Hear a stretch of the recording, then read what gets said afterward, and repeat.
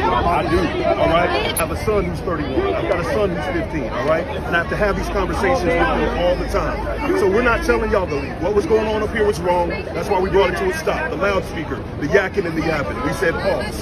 Let these people remain here. Let them stay in the street. Let them express their grievances because you have a right to be pissed off. Well, over there, they don't feel the same way. That's why I told them to shut the fuck up. There we go. There we go.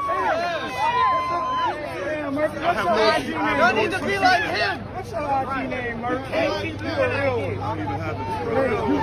Yo, get Wayne on the picture though, Wayne. You need to get that energy to some of your. You need to tell your people. One at a time, my brother.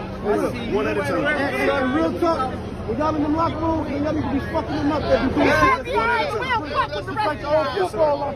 right. One at a time. Absolutely right. I want to hear all y'all say some shit like that. I want to hear all y'all say some shit like that.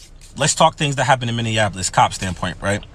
I'm disgusted with the things that happen in Minneapolis. Period, point blank. Things could have went way different. At the end of the day, let's talk facts. The guy is on the ground. He's laying on his stomach. He have handcuffs on. It's 4 of y'all, 1 of him. 4 of y'all, 1 of him. Who has control of the situation? It's not much one person could do against 4 people. Now let's get deeper, right?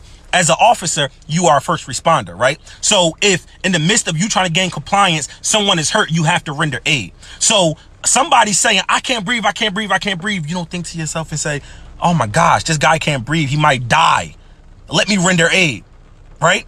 Another point, officers, other officers, if you're going to be an officer that's going to stand there and not help when things go wrong, come on, like you don't see that? That's the reason I got behind this badge, right? Because I want them officers that's afraid to step up, I want to be the one to step up. If I see wrong happening, wrong is not happening in my presence, right? I'm going to check it. And that's period. I hope my law enforcement family doesn't take this the wrong way. My take on this is very simple. The man was murdered. Nowhere in mechanics of arrest are we ever taught to put our knees onto somebody's neck/throat area, especially for that long. And the 3 officers standing around watching that happen, y'all are at fault too. Y'all could have told the man, get off him, he can't breathe. I mean, you're hearing him say it, but then you allow it to just continue. Whatever happens to those officers happens. It should have never gone that way. Ever. Rest in peace, George Floyd. For real. I've been a cop for 23 years. And watching the video of Mr. Floyd being pinned to the ground was one of the worst things I've seen. His fellow officers stood there. They did nothing. Y'all took an oath. Man, the same oath that 800,000 of us have taken to serve and protect our communities. Officers like this tarnish the badge. They tarnish the oath.